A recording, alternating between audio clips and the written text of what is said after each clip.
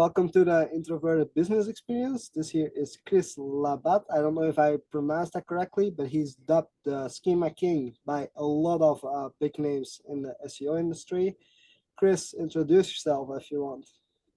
Brent, thanks so much for having me. I've been following your posts inside of the Facebook group and been seeing the squat rack a lot. I know you've been crushing it at the gym, so that's awesome. I'm Chris Labatte. I own a digital agency in Canada. We get all of our clients pretty much across the board from North America. We've dealt with some people in the UK as well. We specialize in usually local SEO, but we do have some manufacturing clients that are kind of on a national level.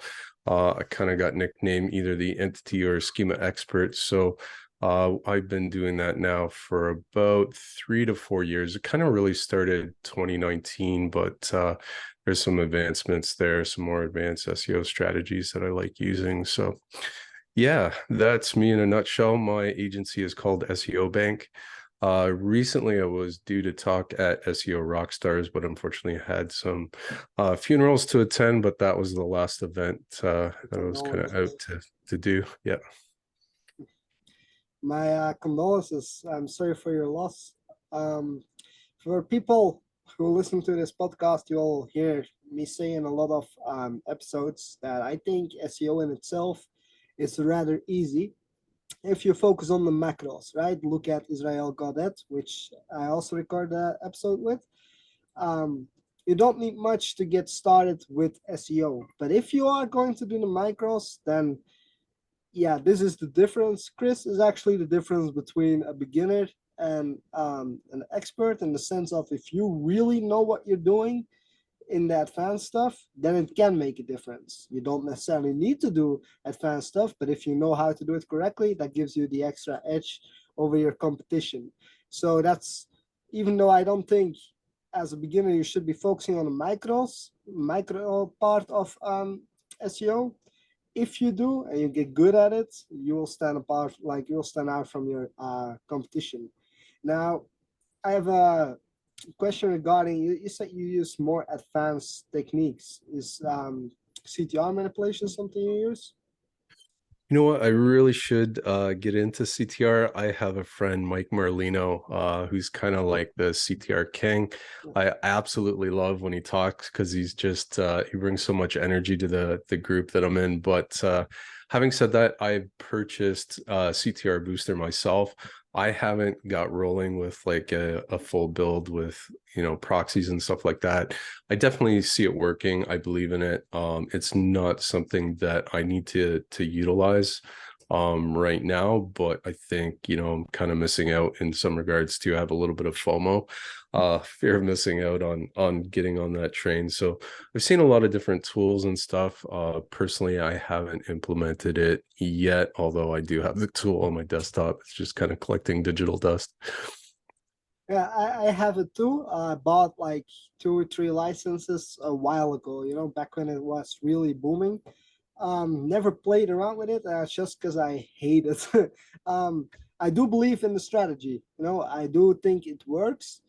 I also think, you know, with SEO, there's a very low entry level barrier. You know, everybody that calls himself an SEO is actually an SEO. You know, you don't like, there's no certificate you have to get. There's no graduation, you know, like there's a low level entry.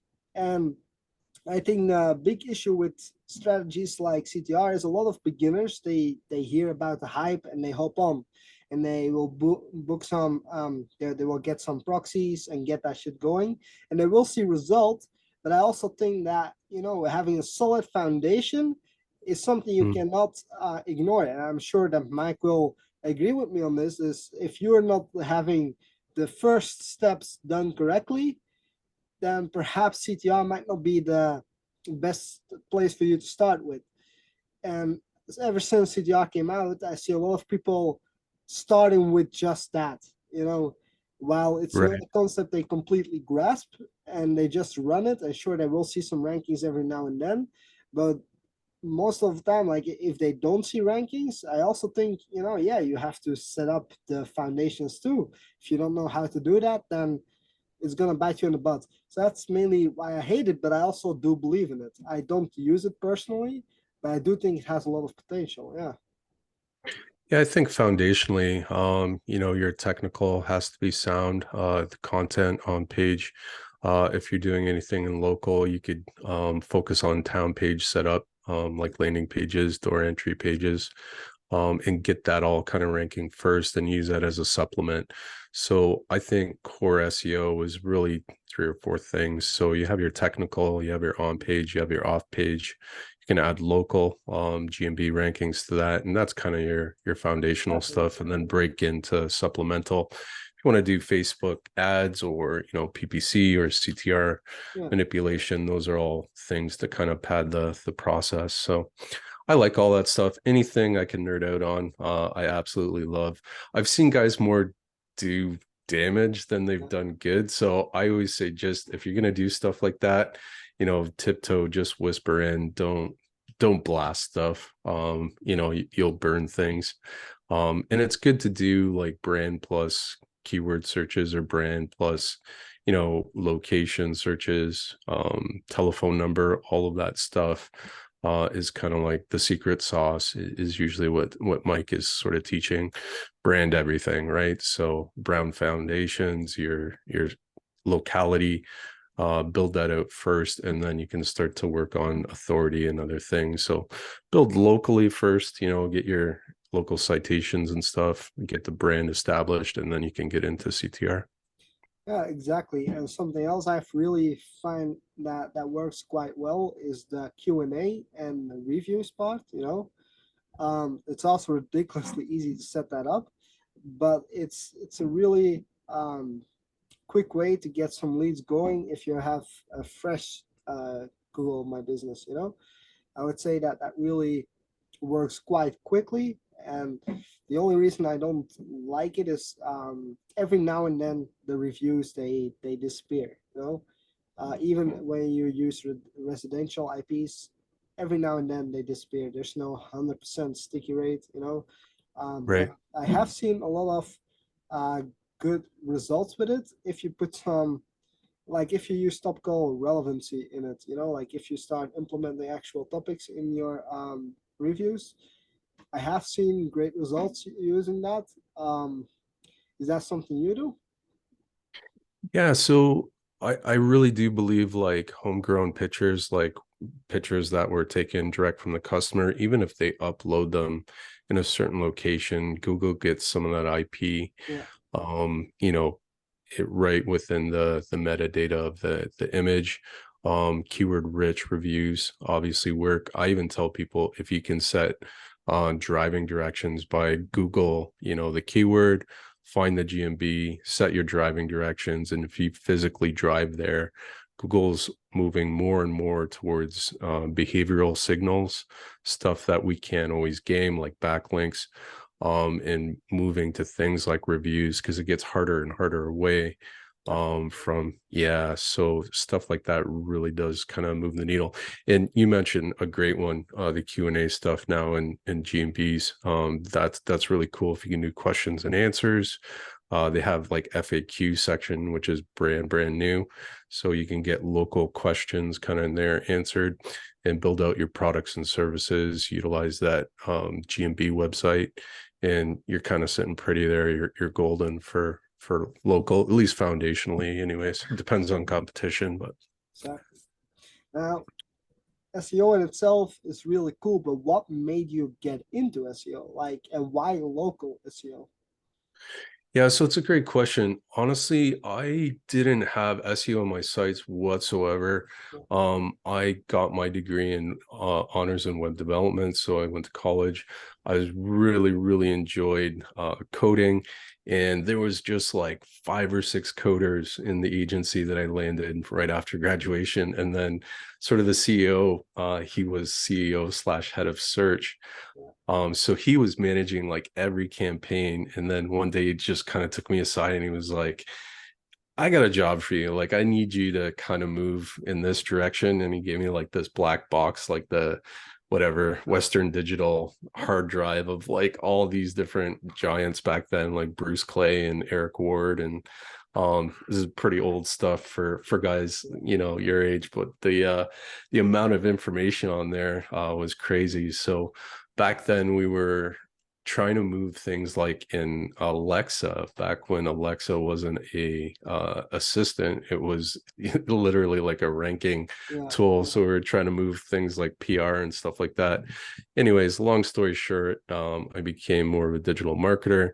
I realized that sales and money really was where the action was. People really paid attention to SEOs because they knew it meant money, right? So that led into multiple jobs. I was the head of e-commerce for Home Hardware, which is a national tool chain. I was the head of director of marketing for an internet company for seven years, and then just decided to really focus on the agency. So a lot of different opportunities. It's always fun to kind of look back on your SEO resume. I got yeah, flown down to Mexico to work on cryptocurrency for 2 months with some guys called No Hat Digital. Hayden Miyamoto was super fun. And all he wanted to do was play games. So it was like basketball and soccer 24/7. So I just think back on some of these times and it was like SEO is it's a pretty wild ride. Like it can take you places if you're open to it. What about yeah. yourself? Have you ever been like kind of like invited to these crazy? Yeah, the coolest thing I've ever experienced, and actually, it's the dad of somebody watching, Sam Greska. The dad owned a supplement company. Okay. Now, granted, I don't really believe in the supplement. Back then, it was just money. Um, but he flew me over to the States. It was my first time, and they had this party and he was standing on the balcony of his house and he introduced me like, this guy is gonna make me millions. Eventually he was right, because his company Yeah, went from 20,000 a month to 120,000 a month. Was my that's first awesome. big client, like first big one. And then he threw me out because he wanted somebody from the States and I refused to move. So yeah, that's like uh, Yeah, goes like that sometimes. for people, by the way, you mentioned crypto. For like, I do agree that most crypto is scam, but I made some good buck on Dogecoin and Shiba. I predicted that it would go up. Yeah, I made some good buck using that. Yeah, it's pretty crazy. That was back before like people even really knew about it, but we were interested in buying the publisher sites. So anything like CoinGecko or these places that are now like the absolute paramount Yeah, authorities of these type things. But we would do roll-ups. We'd sell 4 or 5 cryptocurrency publisher sites that just talk about cryptocurrency. And people would pay like 6 digits for these kinds of, we call them a roll-up, but 5 or 6 sites all sold at once, and they all had affiliate networks on them. So we come in with our bag of tricks and pump up the site, pump up the affiliate sales, and then they'd all make bank. So let me get rid of that email.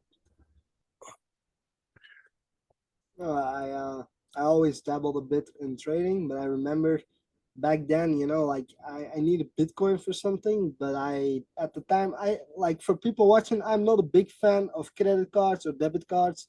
You know, Main reason is I don't like debt. Now, of course, there's good debt and bad debt, but I don't like the idea of paying something afterwards unless it makes me money, right? Back in the day when I was 16, I bought like for $100 of Bitcoin, and a while later, like I needed Bitcoin, so I open up my wallet and I see, holy shit, the price went up. But back then, Dogecoin was going up rapidly, so I quickly invested it, and then Shiba came, so I put it all in Shiba. Yeah, I made a good buck using that, and I didn't have to invest anything. So that was pretty cool. Another guy I know, Bradley Bennett, I think, or Bradley Bennett, made 500K doing just that. That was crazy.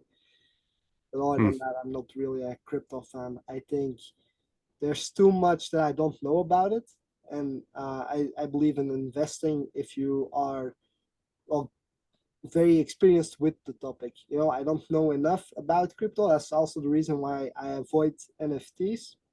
I do think they have a certain potential in the future, and I really do think that there's about to peak. Right now there's a lot of scamming, but I do think that there's going to be a time where they will actually be useful and actually have a market on their own that is more regulated, in a way that scamming will be limited. But I don't know enough about the subject to actually confidently invest in it. Doesn't mean that I dismiss the entire topic, but I just think, if you invest in something, you better know what you're investing in or have enough knowledge so that when you read something on it, that you understand, all right, now the price is going to go up or go down. Uh, I that's something I totally lack when it comes to stuff like that. I really should read up on it.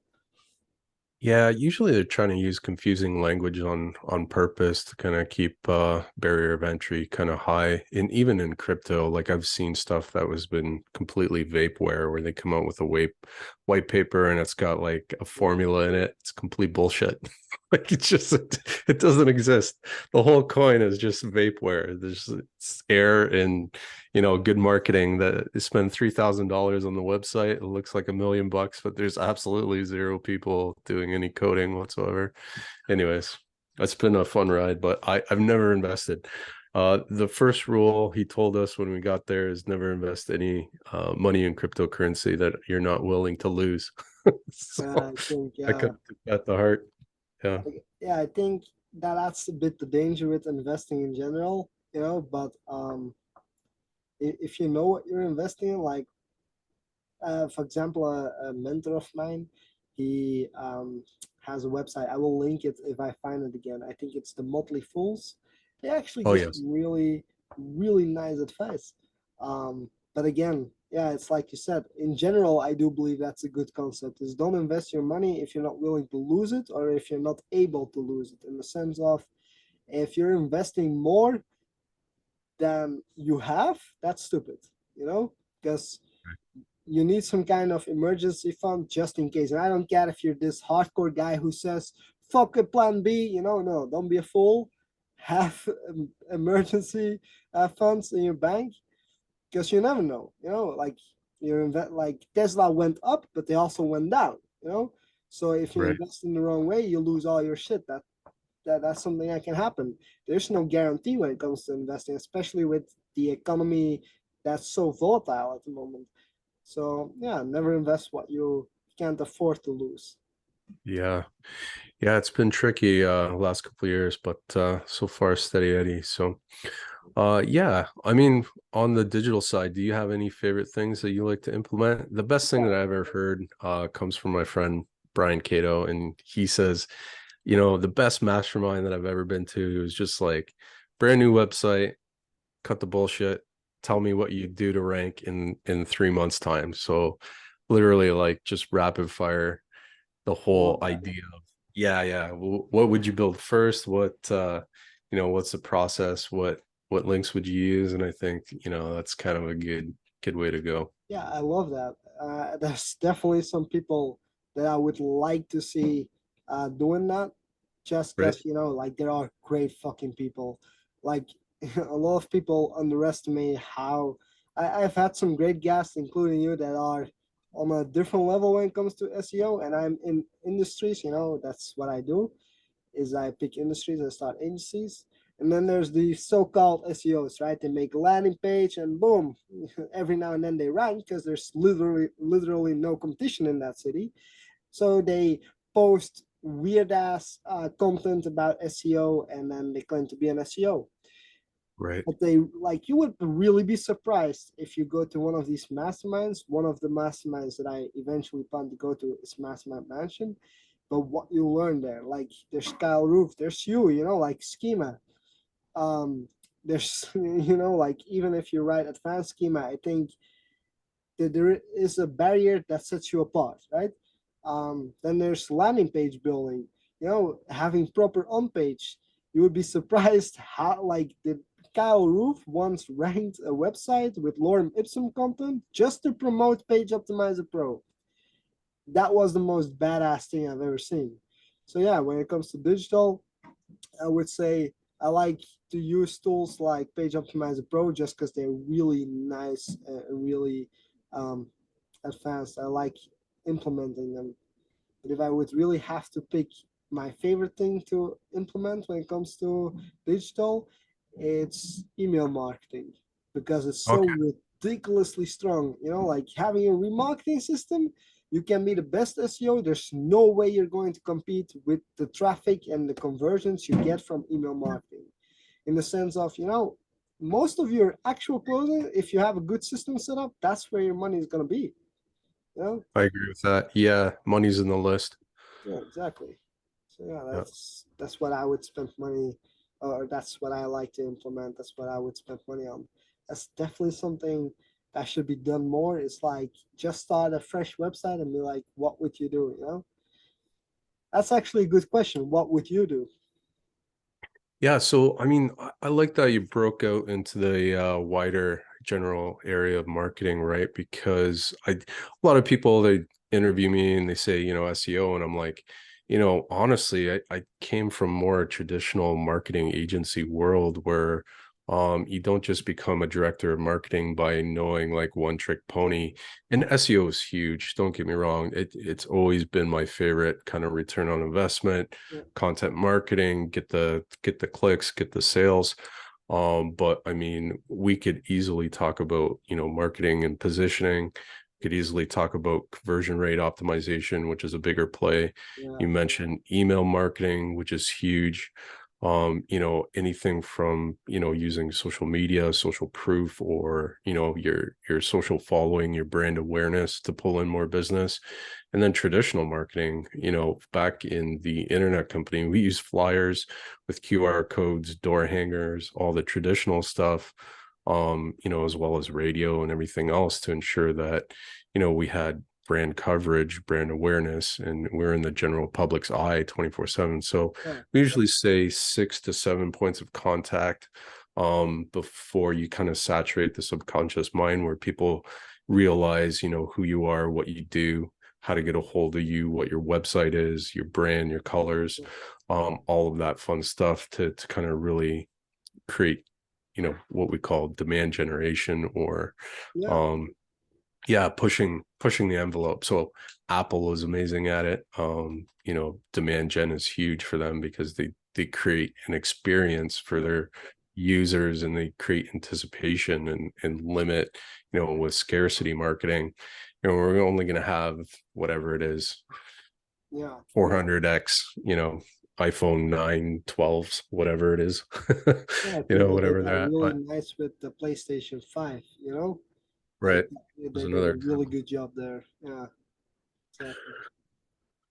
So I like having a good tool set. Having said that, like you say, like quickest path to cash is sort of my 80/20 rule. So in SEO, we say 80/20 rule, what's going to give you the best results? In the marketing toolbox, I usually say, well, what's the quickest path to cash? Is that email marketing for you? Maybe it's social media marketing. Yeah. Um, or maybe it is entities and schema on top of SEO. I feel that, and this is actually ever since, like when I went to the States, I saw this TV program, right? Like before I actually took the plane. And it was actually about Gordon Ramsay. I think it was where he restored, like he actually renovated all those restaurants. And for this particular one, he put the the cookies or something in a bag with the logo on. And he explains why, right? Like it's people who'll see and they will smell it on the way that people are walking. So it's subconsciously marketing to them. And ever since then, I realized like even if you're an SEO, you need to be at home in different fields of marketing. I am a big fan of SEO. It's like you said, it's one of the best ROIs you will get. It's really good, you know. It's also very long term. There's not much like Google ads are always going to go up in pricing. Facebook ads is even going to go up in pricing. SEO in itself, if you know your shit, you know, it's okay. You know, it's going to be fantastic. But if you are not at home in, like, if you have no idea about branding or email marketing or even setting up a decent remarketing strategy with Facebook ads or stuff like that, if you, I feel that there's always a need to, you don't have to be an expert at it, but you have to understand enough about it. That's something I really take to heart because I think, yeah, SEO is great, but you need like there are different ventures for you to make money off, and if you're not aware of them, you're missing out on on a lot of money. Yeah, Yeah, it takes a lifetime of learning, I think, to even yeah, get kind of like well-rounded, and it's tricky, right? Because you do want to become somewhat of a specialist in some area. In the same token, depending what your career path is, you may want to round out, some of your skill set with, if you take the Facebook ads course or something like that, that's one extra thing. It's puts yeah. you in a different league, right? So Speaking about courses, as an SEO expert yourself, are there any courses you would recommend for anybody?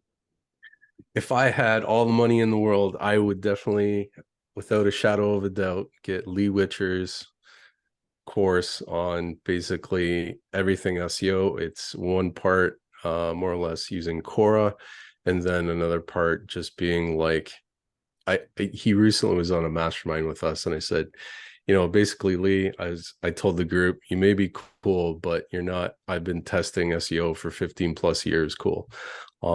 Lee Witcher for me is in a completely league all onto himself. And it really is like him, Ted, Kyle. They started sort of IMG and IMG Gold together. I was in a very small group of those testers, together, and just using, just like you said, with Kyle's lorem ipsum, Yeah, rhinoplasty site, he blew up the SEO world because sick. yeah, it was, Google can't read. They don't know shit about anything. They're not really implementing that much on, semantics or anything else. If a site is completely lorem ipsum, why is it ranking number one in the world Yeah, by, taking those hotspots? So just having the right keywords in the right places, keyword density, using other things like the HTML layer. So let's think about this. I would say there's four solid layers in SEO. There's the HTML layer, which you can use yeah, different exploits for. Then you have your on-page layer. So you have your, again, HTML hotspots, your title tags, all the stuff that Kyle would teach in his on-page course.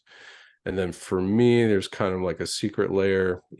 Israel would use the same thing, but that schema layer I really, really like because I can dial up relevance to 100 yeah, for a page very quickly. And then if you have to touch it, less and less for me these days is the backlink layer.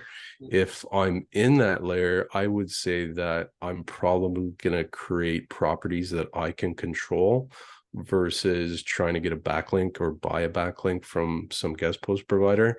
So if I can create my own network, and I'm not really necessarily talking about PBNs, but I do like, things like stacks and cloud sites and things of that nature, I'll create branded properties that I control and own to push authority through those other pages into the money page. So I mean, that if I were to be like how to rank a site in 3 months, that would be my first, yeah. course of action. So No, it's very interesting. You actually said something that made me think. You said Google can't read.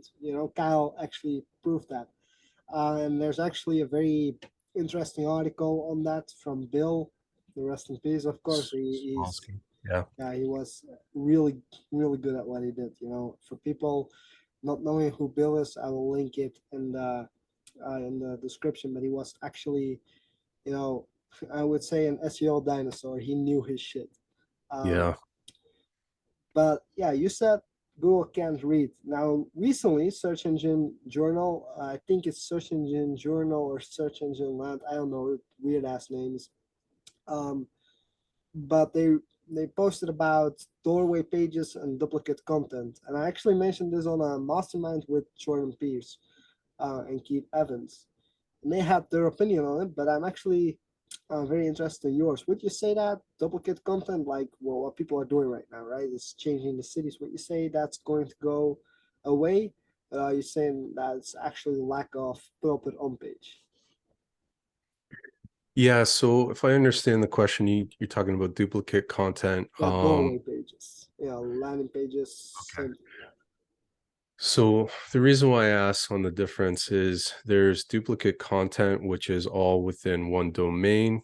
and then duplicate content across the internet. So, Duplicate, yeah. So duplicate content across the internet. Google has not been very good at, catching those sorts of things. Even Kyle and the guys that do testing say you easily get away with at least, 30 to 40% duplicate content, and even push that to like copy and paste. And Google still will have a hard time catching that. Copyscape, probably not so much. You don't want to do that if it's trademarked. However, I've seen duplicate content on a single domain rank fairly well. I mean, obviously, I like SiteLiner as a tool to get rid of duplicate content on a single domain, and it's just not a good practice. If you have a page that's about a certain town plus service, and then you just duplicate boilerplate content for the next page, you're missing out on all the relevance for the second city or the third city or whatever you're doing. So you should be tuning up that page. An expert, kind of gold nugget here is just go into Google Earth, type in that location, and it will literally tell you like things to do or interesting, information about that town, and include that in your copy, work that in naturally, and then all of a sudden you have geo relevance, and focus on your entities, get those stuffed with the hot spots again. If it's plumbing, add plumbing, the usual plumbing services, emergency plumbing services, and you should be golden. All of that stuff really helps with both relevance and telling Google the who, what, when, where, why. That's really what it's about. So and get the sale, ask for the sale, have call to actions. That gets into Crow, but it's not that hard. I just think people kind of take a lackluster approach to some things, and then they're more concerned about quick cash than they are about quality, right? So exactly. It's actually, I think it's also that a lot of people in the SEO industry, it's like I say, it's a very low level entry. Like you can be anybody. right. But the problem with that is at a certain level, SEO will start to require the ability to read data, to understand what your website is telling you in the sense of how are you performing, what could you do better, and if you're unable to read that, if you're unable to do tests and actually understand what is working and what's not, and if all you do is just go in fancy groups and read the comments and pick something like something that they claim is working and you start implementing it, then eventually it will bite you in the butt, because I think not every strategy works the same way in different industries. There are certain strategies I can use in industries I'm in that I won't get away with in the medical industry, for example. Some Right. are better regulated. And I think the inability to read data, understand it, and translate that into a actionable strategy is often where it comes down to, all right, I'm a beginner. I am just a moron who tries to make a quick buck, or I'm an expert, like Andrew Sterling, that guy, like he actually digs into numbers on a level where he actually is able to almost predict how much it will cost to rank certain terms. That's what you said, what set you apart, right? Like, yeah, there are advanced steps to take with SEO, but you have to understand what you're doing, unless otherwise it's going to bite you in the butt. That's why delivery quality work and not going for the quick buck is absolute key, because just because something works in the first 3 months won't mean that you will have the same results after 6 to 9 months. There's plenty of people who start crashing after that, and then they blame it on some kind of update from Google. Algorithm. Yeah, come on. It's just schoolwork. So that's the hardest thing in my mind, Brent, that I always have to kind of reestablish and recalculate as far as importance. But on my left side logical brain, usually things, and maybe we could put this in the description too, but Core itself has a list of ranking factors that basically TED ranks month after month in order of importance to show you, okay, these are current Google ranking factors. Here's an actual score, a weight to these factors. But just know that Google can change these, tactics or ranking factors at any time. And if you're relying on that, you could lose the whole, thing, house cards comes falling down. Exactly. Now, on the other side, I'm trying to always appease like my right brain creative, think, quality content, write good articles, whatever it is, appeal to the end user. If you ever read SEO, product-led SEO by oh, I'm trying to remember his name, but it'll come to me in a second. Those are all, writing for the end user as opposed to writing for the algorithm. So Eli Schwartz, sorry, is the name of the author. So those two things in my mind, I'm always trying to balance out, and it's very hard. It's almost like a whole war is going on 24/7. It's like you get the exploits, take the cheap way out, and then it's like, no, make sure it's quality content. So in my mind, there's always like this crazy thing happening where I'm trying to balance out those two things. But I do like exploits. I love using something. I'm like, shit, I'll rank in a day using this, but how long is it going to live and breathe? Schema might be one of those things, right? So anyways, it's a thing to balance out at all times. I totally get that because I also have a software developer background, Yeah, and I love complex problems because it's gonna sound very weird, but I need that stimulation of solving a right. problem because otherwise I will feel bored and unproductive. And that's why I prefer exploits over good foundational content. That's just because there's something about it that is just exciting. About just doing something that ranks you quickly. It's not I could care less about ranking. It's just the process of doing that excites me. It's not that I'm doing that for clients because obviously I work very scalable. I do a lot of testing, and if I figure out something works, then I put it inside my strategy. And of course, I have very good employees. Like there's this guy Cypher Rahman. I will also link him in the description. This guy, he will also do a lot of testing on his own accord, on his own funds for some reason. And then he's like, Brent, this works, this doesn't work. And this is the guy I use to rank my personal stuff. You should really get that going.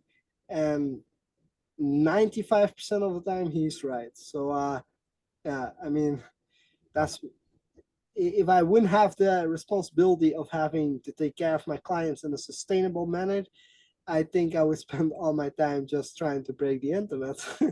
That's what excites me. Yeah.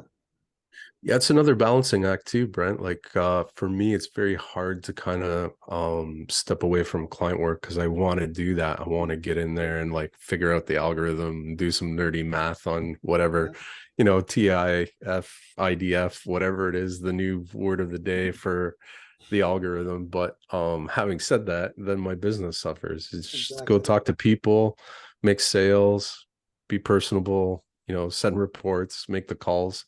You do the hard work of getting the clients, but you can't be everything all the time, right? So it's another fine balancing act, but I like doing both, so it's pretty cool.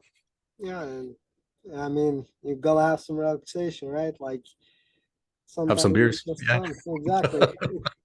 It's also funny because I think you're the fourth guy who mentions that, and I do have him in my friend list, but I never really had a talk with him. But he must be on some next level shit because a lot of people are recommending him to me.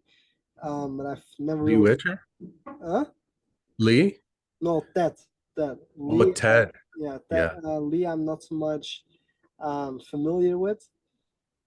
I think unless he's the guy who made the course on behavioral SEO, he probably isn't. I don't think so. So, I mean, uh, Lee has been IMG's tester for a very long time, and he's was fairly integrated with those guys. Ted has Cora, so he built the Cora software, ranking software, and Kyle has On Page Optimizer Pro. but usually those three guys together are putting together tests to get the information to even build out those tools, or at least point them in the right direction. But yeah, Lee's kind of underground guy. I mean, we're I on the love that. Introverted podcast. Yeah, so I mean, he doesn't really like the spotlight, but shit, man, he's a total genius. Just amazing. So, you can't even really buy the course. You have to apply on Slack, and it's 5Gs plus, just to kind of yeah, it's not cheap.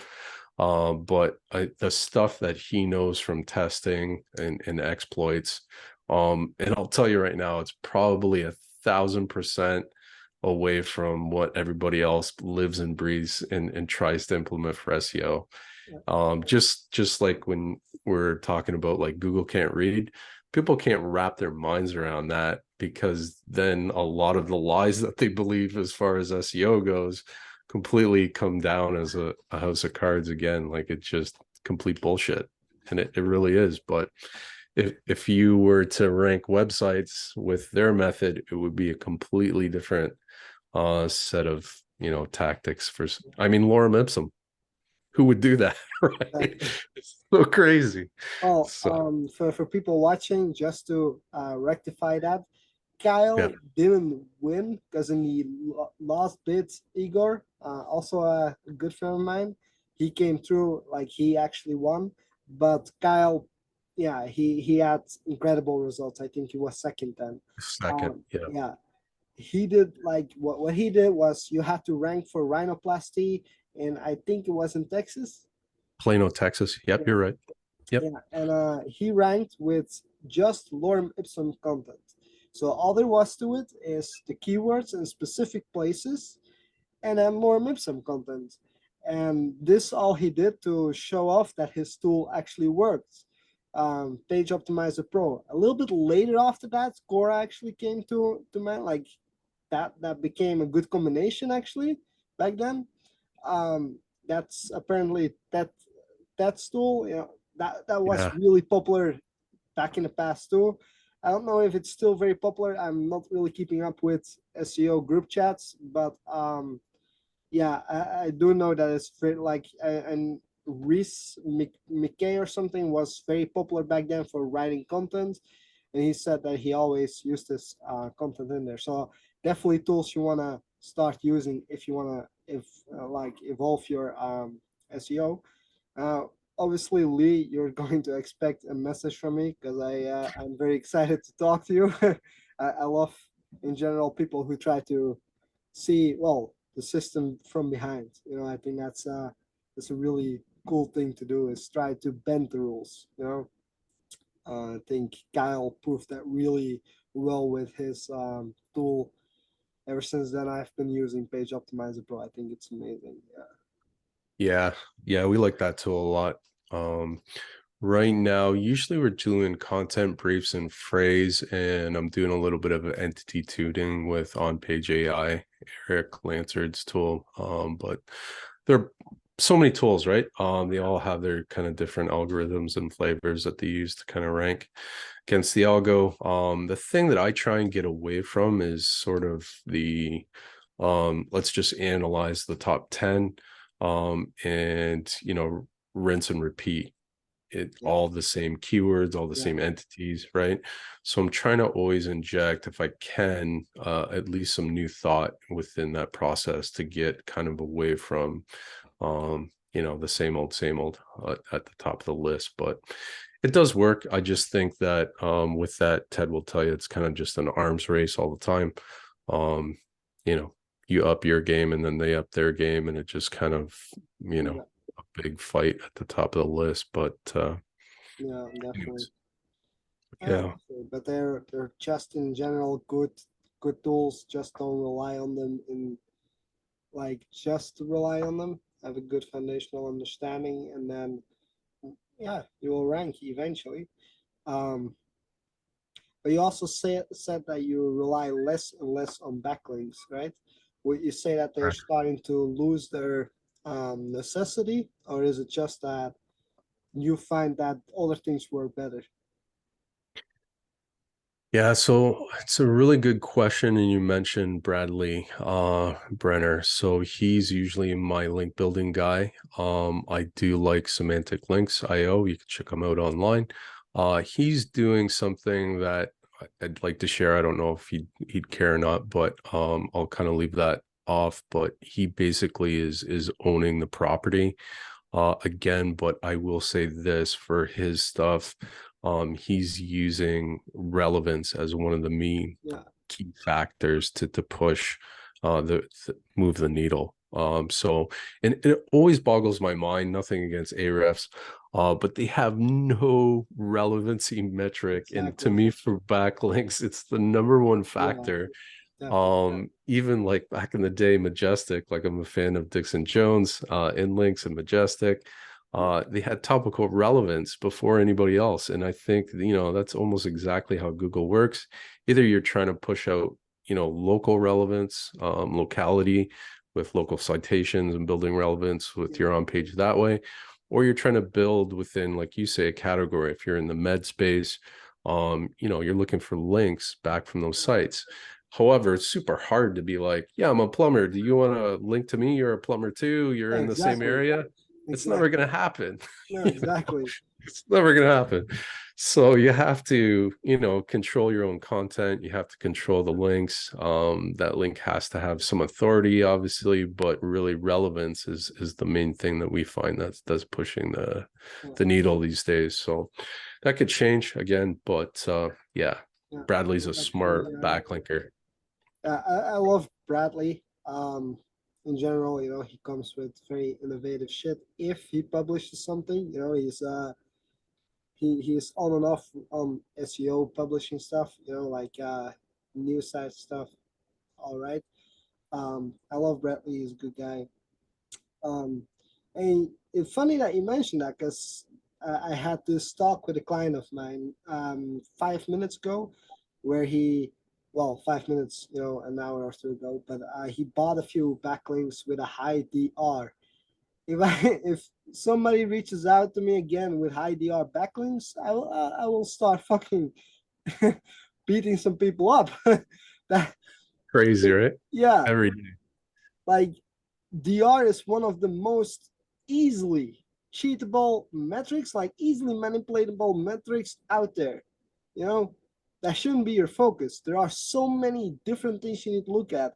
First of all, it's like I said, topical relevancy is super important. And obviously in local, it's very difficult indeed to get actual good links going unless you own the property, because who's gonna link out to you? Yeah, sure, there are like what I recently started doing, and I think this is something that came from Holy Stocks. I'm not sure. Is event link building? I don't know if you know that. Okay. It's yeah, you Yeah. submit yourself to the calendar, and that's only relevant because I worked in an event-based business, so that worked. But in general, building backlinks for local entities, except getting them from citations, is really fucking difficult. So you have to create them yourself or find a reliable supplier. I own my own link networks because I do think Mm. that it's more scalable for me that way. Um, but I can tell you that I've been testing with news websites too. That was really cool too. I think they are kind of falling off, but yeah, backlinks. I think nowadays local you need to own them. That's my opinion, of course. Yeah. Yeah, so full disclosure for me, anybody listening out there, I would say 80% of my strategy is using Google against itself. So Google has a myriad of, properties that you can exploit to get backlinks from. So, they own YouTube, they own Blogger, on GMB websites. You can build G sites, you can build Google Stacks, you can have a site like a whole network like Holly Stark's Google News Network. You can build out sites like that and get them in discovery. Yeah. There's tons of places. And Google's never going to see itself as spam. So after I get those properties in place, I can just blast the shit out of them with GSA or, I AP love that you autopilot. just mentioned that. I love You're that you never gonna, mentioned yeah, GSA. you're gonna Yeah. kill it. And so that's your T2. And then, you're ranking for miles. I mean, honestly, if you do it right, you don't chimp out on like the T2 factor. Like those Google properties should really look and feel like the original brand. But if you do that right after like T2, T3, Yeah. man, you could just For people listening, if you build a G stack, there's this technique called theme mirroring. Start okay. applying that. I will post my SOPs in the description because I write my That's awesome. SOPs very precise. Like click here, locate this. Reason being is the more precise it is, less work I have. So yeah, I have SOPs for the branded syndication part. um, YouTube. Obviously, it's funny because I actually made a really cool YouTube script back in the day that would start making new Gmail accounts. Then it would make a city-based, like a location-based channel. It would upload the video, but it would first make sure that the video is considered unique, and then it would post some description in there, and it would do that for every city. It's just something I tested with, but that was really cool. But yeah, I have all those SOPs, even how to inject schema in your blogger, stuff like that. I will post them in the description for people interested in that. I think, yeah, using G-Stacks is absolute key. But how do you get yours indexed? Is there like, are you using any indexer, or is it merely just boosting with tier two? Yeah, so we use Staxio and they do have an indexer inside of Staxio. Now it's probably not the best, but right now we bounce back and forth between Omega Indexer and speedlinks.net. So those two they do okay. Every now and again, it really is about connecting those branded entities as well. You can add them to different places. So if you had 3 or 4 of those, you want to add them to Google Search Console. Yeah, Google will take a blogger site because it owns that property anyways. You can't put like YouTube in there, but YouTube will get indexed anyways. yeah. For stacks themselves, though, usually I'm using those 2 other tools, Omega or Speedlinks. Have you ever, and this is only something that I started thinking about when I published my podcast, is have you ever tried utilizing audio files to build backlinks? Like there's ebook submission and stuff. Like you can submit your ebook to a lot of great stuff, but Anchor.fm, where I upload my podcast, it actually allows for backlinks too. You can submit to Amazon, which gets you links from Audible. Is that something you ever played around with? I should do it more. Like I do have something on Buzzsprout, which is our podcast platform, and they always ask us, "Hey, you should be submitting to Apple. You should submit to all these locations." So I haven't done that yet. But I am a big believer in like SoundCloud and a couple of other places. Yeah, Usually that's part of our foundational links package. yeah, So getting back to like just branding yourself, there's all these places, even Pinterest marketing, I love especially that. in e-commerce, man, you get links from miles. You build out, topical relevance with the boards. They're all kind Yeah, of organized in a certain way. All those links point back to the main service pages. It's really a great way to go. And I don't know, maybe a lot of people are using it, maybe not, but yeah, I tend to think maybe along the lines, like you say, a little bit more digital marketing than pure SEO, right? yeah. Because if I can find you 8 or 9 places and all of those places are driving traffic back home, it really, that's another play entirely. Actually, it was Kyle Roof that taught me this is there is an article on Builder Society that Google has a secret lever. And sort of that secret lever is there's some math to the keyword search volumes that you're trying to rank for. So let's say you're a new site and you just pick, plumbing Dallas, and it has a keyword search volume of, let's say, 5,000 a month. Your site should be getting, roughly speaking, that many visits per day before your site can rank for a keyword that has that search volume per month. So it's really about pushing traffic to the website almost first before it is getting rankings, because if Google sees that you're ranking for a keyword, and you might be able to do it, you might be able to do DR tricks and push, But if you get that and Google sees that and sees that your site's getting 2 visits a day, it's going to demote you, because there's no way your site has that much authority without traffic. So again, going back to backlinks, it's better to pay attention to metrics like traffic and relevance than it is DR and authority, right? So it's a huge difference. And that kind of changed my thinking a lot about how to build out a site. So actually, I'll send that to you after that article from Builder Society. It's called the avalanche technique, I think. I So haven't heard of it, but it made a lot of sense. Yeah. And in general, I think, like, even if you only get one visit, you never know if that visit's gonna convert or not. That's one thing. And in general, I think it's just proper work. Like, if you like, my SOPs will be in the description, you will find out that I actually do Twitter events and I oh, do cool. Pinterest boards. It's not because I particularly believe that they will be super effective. It's just that I like to be very thorough in my work. And even if they only get one visit, it's like you said, it's the like showing up is important too. Especially, I think it's something that other people aren't doing, so you should be doing it. Getting that extra edge, even if it's only for that one visitor. Traffic is important, and I would say it by far trumps DR, or any of these made up metrics that are easily manipulatable. Yeah, I think traffic and relevancy are the key, like that's what you should be focusing on. That's also why I think a lot of people argue that schema isn't a ranking factor. And I would argue that while it isn't directly a ranking factor, it's about if you add relevancy to it and focus more on topical relevancy in general, it becomes a ranking factor just because you're becoming more relevant in general.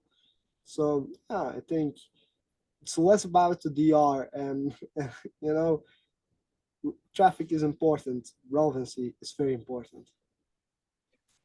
Yeah, everything. And I changed my mind about, I forget the original YouTube video, but they were talking about the difference between ranking factors and ranking signals. So certain thing might be ranking signals, like having Twitter events or other social media, Yeah, literally call them signals. And that might influence the algorithm in a positive way to give you more either weight or open up a lever or filter for ranking factors. yeah, So, I love seeing like SEOs and like, I got everything figured out. That algorithm is completely complex. Like if you even take a look at the ranking factors on Quora, I mean, there's 100 plus, 200 plus. Not everything matters. They talk a lot about viable SEO or minimal SEO, basically the shortest path, only do what matters. yeah, But sometimes in algorithms, paths are complex. It's an arbitrary dice throw on what it may consider as important that day, that week, that month. As you know, there's like 20 updates a year, maybe 30 depending. exactly. So it's really tricky. You got to hedge your bets on the important factors and kind of work in terms of marketing, work on the brand, work on brand awareness, get as many places as you can more visible as far as marketing your company in different locations, whether it be SoundCloud, Twitter, Pinterest. And those branded properties really do, kind of add up over time. So No, they definitely do, and yeah, it's very complex. Like I believe that nobody can have figured it completely out yet, and it's always changing. So that's why there are testers. So yeah, it's like you say, it's a very complex thing, and we are only trying to do what we understand from it. So yeah. Anyway, we're running out of time, but yeah, thank you close there. so much for appearing. That means the world to me. I for sure have learned a great deal. Lee, I will be reaching out to you. You will be expecting me. Huh? Awesome. I'll give them the heads up. Yeah, awesome. I Thank you appreciate so it so much. much, Brent. Thank you. It's been awesome. Before we go, do you have anything to plug? Anything you have to Oh, say? I mean, I better not. I'm so busy as is, but All my best. I really enjoy the hustle I see out there every day, both on the business side and in the gym. So been Thanks. an Thanks, man. inspiration. Keep it up. Yeah, I will plug him anyway. SEO Bank, I will put the link in the description. He's an amazing SEO. Some things he even mentioned went above my head, so I'm just gonna be humble and say that he's a great SEO. So if you should be working with anybody and if you have the budget, then obviously your choice is picked out there. Lee, I will be reaching out to you. And Chris, thank you so much for appearing, man. It means the world to me. I can't wait to launch this one. So thank you. Perfect. Yeah, Awesome. I'll be sure to share it out to the network. So awesome. My pleasure, Brent. Thank you again. Bye-bye. Oh boy.